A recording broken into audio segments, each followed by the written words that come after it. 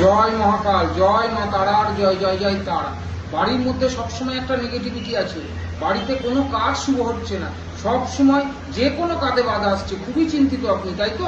একটা কাজ করবেন, একটা ছোট্ট মিছরির টুকরো একটা লাল শালুতে ভালো করে বাঁধবেন এবং ওই মিছরির টুকরোটা লাল শালুতে ভালো করে বেঁধে 7খানা ছোট ছোট আলপিন বা ছোট ছোট ক্রেক হলে হবে, আবার আলপিন ওই রাউন্ড আকারে ওই লাল শালুর গায়ে ভালো করে গোটাটা গেঁথে দিবেন।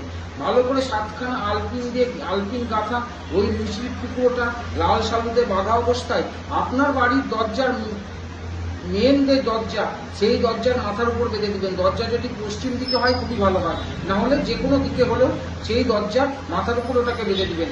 দেখবেন 1 মাসের মধ্যে বাড়ির সমস্ত নেগেটিভিটি দূর হবে।